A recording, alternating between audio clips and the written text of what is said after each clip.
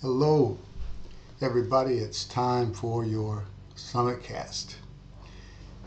Last time I picked back up on something that I began a while back, dealing with walking in the Spirit. You have a drink? Pause it and go get one if you like.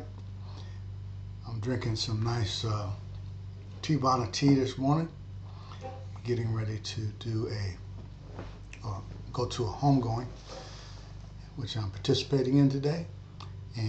But I want to share with you today about the love walk. We started this yesterday, again picking back up on something that I started a while back, and that is on walking in the Spirit. So what is walking in the Spirit? That's a good question. The Bible instructs us to walk in the Spirit, but what exactly is that? Well, in a nutshell, you're walking in the Spirit. This is what it means. This is what it means to walk in the Spirit. It's when your spirit, okay, you are a spirit. You have a soul, you live in a body. The Holy Spirit, when you're born again, you're born of the Holy Spirit, and the Holy Spirit takes up residence on the inside of you. So you're walking in the Spirit when your spirit and the Holy Spirit who lives in you are in complete control. Walking in the Spirit means it's when your spirit and the Holy Spirit are in complete control. All right? Pastor, that's great. Now, how do I do that? That's a good question. That's why I'm here, to be your coach and guide. All right. How does my spirit and the Holy Spirit, how are they in complete control? Well, how your spirit is in complete control is when you're walking in the fruit of the Spirit. All right? So walking in the fruit of the Spirit is equivalent to walking in the Spirit. Galatians 5:22 and 23 gives us the fruit of the Spirit, which is, and I discussed this a while back, there's only one fruit. Although it lists 9 things, there's really only one fruit. The fruit of the Spirit is love. Those other things, joy, peace, long-suffering, gentleness, goodness, faith, meekness, temperance, those other 8 things, those other 8 characteristics are actually manifestations of the love of God. There's really only one fruit, and that's love. So when you're walking in love, you're walking in the fruit, not fruits. Not the fruits of the Spirit are, Galatians tells us the fruit, singular, of the Spirit is love. Those other things are manifestations of love. Okay. So when you walk in love, you're walking in the fruit of the Spirit. When you're walking in the fruit of the Spirit, guess what? You're walking in the Spirit. So bottom line, walking in love is walking in the Spirit. So if you want to make sure you're walking in the Spirit, make sure you're walking in love. And that's why we're looking into very thoroughly. I'm taking my time with this. I'm going to break it up into segments and give you little bits, little nuggets each day from 1 Corinthians chapter 13, which give us the characteristics of the love of God.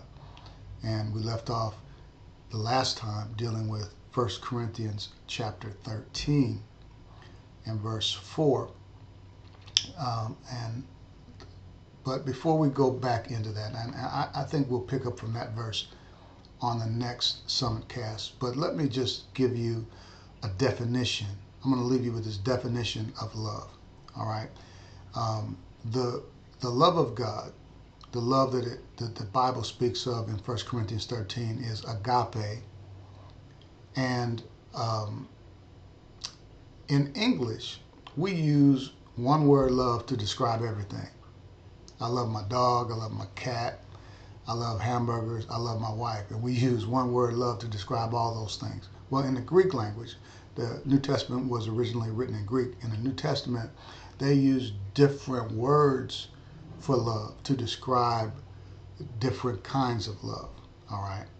For example, there is a Greek word called phileo, which is also in the Bible, and that deals with a friendship type of love. And in a friendship love, it's I love you because you do certain things for me.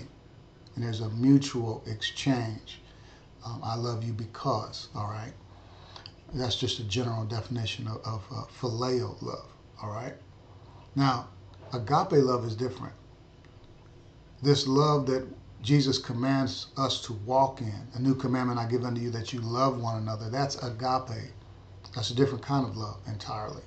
See, in the Greek, they use different kinds of love for different kinds of things. They don't just have one word love. They have different words for different kinds of love.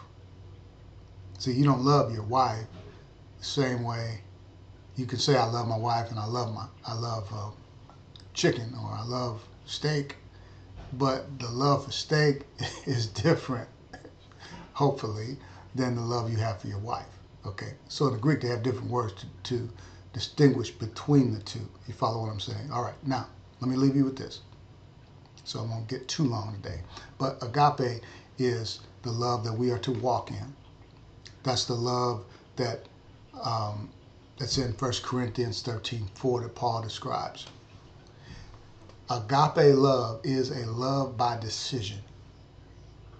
It's a love by choice. It's not like phileo, I love you because you do certain things for me. No, it's I love you anyway. I love you anyhow. No matter how you treat me, I'm going to continue to love you.